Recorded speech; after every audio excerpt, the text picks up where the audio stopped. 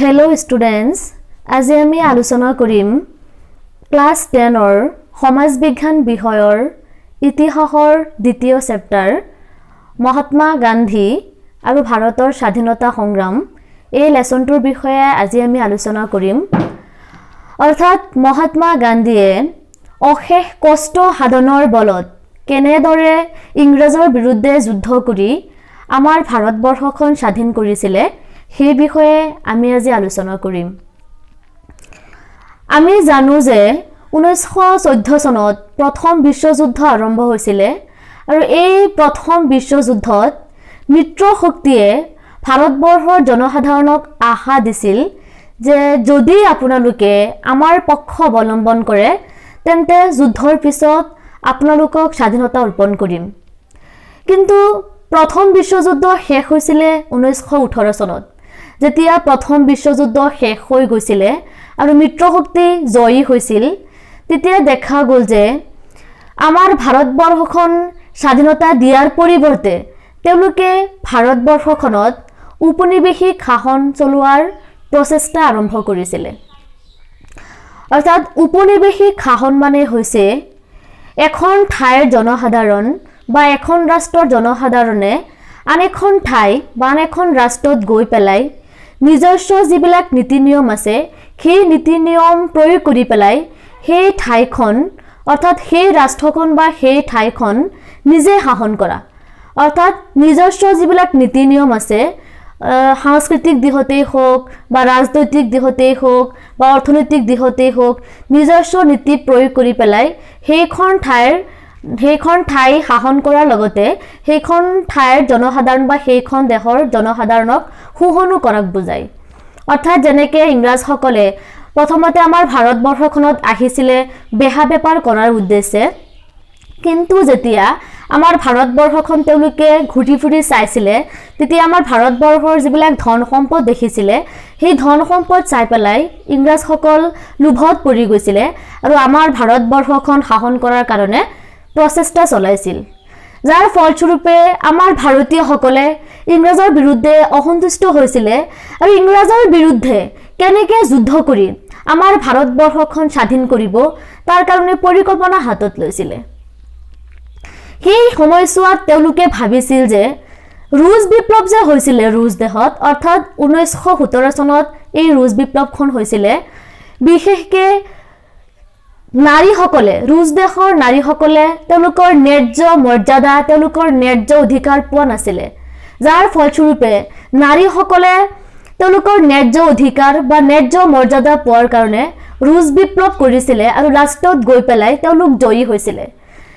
এই ৰুছ বিপ্লৱৰ কথা শুৱৰি আমাৰ ভাৰতবৰ্ষৰ জনসাধাৰণ অনুপ্ৰাণিত হৈ গৈছিল আৰু ভাবিছিল যদি নাৰীসকলে অকলে আন্দোলন কৰি পেলাই তেওঁলোকৰ যিখিনি অধিকাৰ আছে বা তেওঁলোকৰ প্ৰাপ্য যিখিনি মৰ্যাদা আছিলে সেইখিনি তেওঁলোকে পাইছে তেন্তে নিশ্চয় আমিও যদি যুদ্ধ কৰোঁ ইংৰাজৰ বিৰুদ্ধে তেন্তে আমাৰ দেশখন আমি স্বাধীন কৰিব পাৰিম।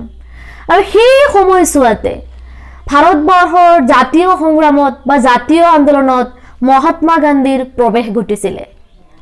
মহাত্মা গান্ধীয়ে আমাৰ ভাৰতবৰ্ষৰ জাতীয় আন্দোলনত বা জাতীয় সংগ্ৰামত প্ৰৱেশ কৰাৰ আগতেই বা নেতৃত্ব দিয়াৰ আগতেই 1893 চনত দক্ষিণ আফ্ৰিকাত প্ৰচলিত বৰ্ণবাদৰ বিৰুদ্ধেও আন্দোলন কৰিছিলে।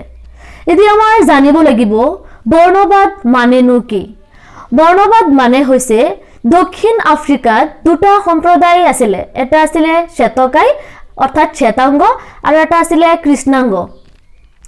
এই শ্বেতাংগসকলে কৃষ্ণাংগসকলক সদায় শোষণ কৰিছিলে, সদায় দমন কৰি ৰাখিব বিচাৰিছিলে, তেওঁলোকক নীচ্চ জাতৰ বুলি ঘৃণা কৰিছিল। শ্বেতাংগসকলে কেতিয়াও কৃষ্ণাংগসকলৰ লগত বৈবাহিক সম্বন্ধ স্থাপন কৰা নাছিলে, যাৰ ফলস্বৰূপে কৃষ্ণাংগসকল সদায় দমন হৈ গৈছিলে। আৰু তেতিয়া মহাত্মা গান্ধীয়ে এই বৰ্ণবাদৰ বিৰুদ্ধে এই জাতপাতৰ বিৰুদ্ধে আন্দোলন কৰিছিলে আৰু তেওঁ দেখুৱাই দিছিল যে উচ্চ নিজ ধনী দুখীয়া বুলি কোনো জাতপেট নাই, সকলো মানুহ সমান, সকলো মানুহৰ অধিকাৰ সমান, সকলো মানুহে সমান মৰ্যাদা পাব লাগে। আমাৰ ভাৰতবৰ্ষত জাতীয় সংগ্ৰামত মহাত্মা গান্ধীয়ে প্ৰৱেশ কৰি পেলাই সত্যাগ্ৰহ আৰু অহিংসা নীতিৰ জৰিয়তে আমাৰ ভাৰতবৰ্ষখন স্বাধীন কৰাৰ কাৰণে চেষ্টা কৰিছিলে। এতিয়া আমাৰ জানিব লাগিব সত্যাগ্ৰহ মানে কি। সত্যাগ্ৰহ শব্দটো সত্য আৰু আগ্ৰহ এই দুটা শব্দ লগ হৈ পেলাই সৃষ্টি হৈছে।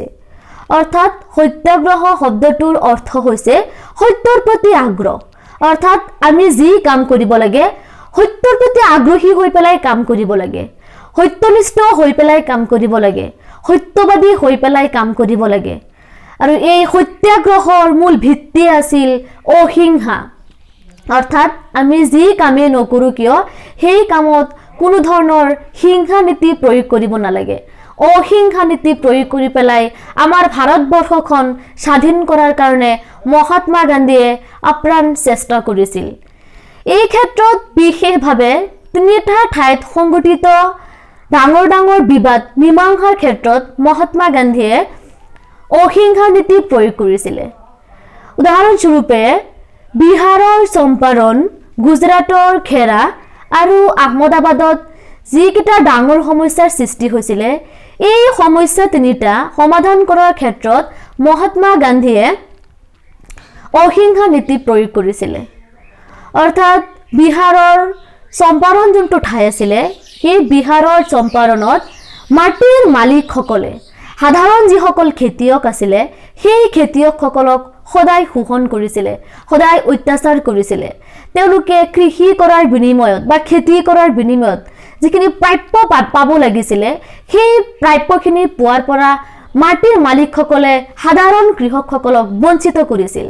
যাৰ ফলস্বৰূপে মহাত্মা গান্ধীয়ে এই সাধাৰণ যিসকল কৃষক আছে এই কৃষকসকলক অহিংসা নীতিৰ জৰিয়তে মাটিৰ মালিকসকলৰ বিৰুদ্ধে বিৰুদ্ধাচৰণ কৰাৰ কাৰণে আহ্বান জনাইছিলে। ছেকেণ্ডটো হৈছে গুজৰাটৰ খেৰা। এই গুজৰাটৰ খেৰাত যিসকল সাধাৰণ কৃষক আছিলে এই কৃষকসকলৰ খেতি বাতিবিলাক প্ৰায়ে নষ্ট হৈ গৈছিলে, শস্য ভালদৰে উৎপাদিত হোৱা নাছিল। যাৰ ফলস্বৰূপে চৰকাৰে তেওঁলোকৰ কৰৰ পৰিমাণ কমাব লাগিছিলে, কিন্তু কৰৰ পৰিমাণ কমোৱাৰ বিপৰীতে সাধাৰণ কৃষকসকলৰ ওপৰত অত্যাধিক পৰিমাণে কৰৰ বোজা জাপি দিছিল, অত্যাধিক পৰিমাণে টেক্স জাপি দিছিলে। যাৰ ফলস্বৰূপে সাধাৰণ কৃষকসকল আৰ্থিক দিশত একেবাৰে জুৰুলা হৈ পৰিছিল। আৰু সেই সময়ছোৱাত মহাত্মা গান্ধীয়ে এই গুজৰাটৰ খেৰা যোনটো অঞ্চল আছে তাৰ যিসকল সাধাৰণ কৃষক আছিলে তেওঁলোকক অহিংসা নীতিৰ জৰিয়তে আন্দোলন কৰিবৰ কাৰণে আহ্বান জনাইছিল। নাম্বাৰ 3 হৈছে আহমেদাবাদ যোনটো ঠাই আছে আহমেদাবাদত শ্ৰমিকসকল অৰ্থাৎ ডাঙৰ ডাঙৰ যিবিলাক মিল আছিলে, যিবিলাক ইণ্ডাষ্ট্ৰি আছিলে, যিবিলাক কাৰখানা আছিলে, শ্ৰমিকসকলে যিমান পৰিমাণে কাম কৰিছিলে সেই উপযুক্ত পৰিমাণে মিলৰ মালিকসকলে বা কাৰখানাৰ মালিকসকলে শ্ৰমিকসকলক উপযুক্ত পৰিমাণে দৰমহা দিয়া নাছিলে। যাৰ ফলস্বৰূপে তেওঁলোকৰ যিখিনি প্ৰয়োজন হৈছিলে সেই প্ৰয়োজনখিনি পূৰণ কৰিব পৰা নাছিল। সেই সময়ছোৱাত মহাত্মা গান্ধীয়ে আহমেদাবাদৰ এই জুৰুলা যিসকল শ্ৰমিক আছিলে সেই শ্ৰমিকসকলক মিলৰ মালিকসকলৰ বিৰুদ্ধে অহিংসা নীতি প্ৰয়োগ কৰি পেলাই আন্দোলন কৰিবৰ কাৰণে আহ্বান জনাইছিলে। গতিকে আমি এই তিনিটা উদাহৰণৰ পৰা গম পাওঁ যে মহাত্মা গান্ধীয়ে আমাৰ ভাৰতবৰ্ষখন স্বাধীন কৰাৰ ক্ষেত্ৰত সত্যাগ্ৰহ আৰু অহিংসা নীতিৰ জৰিয়তে স্বাধীন কৰাৰ কাৰণে চেষ্টা কৰিছিলে।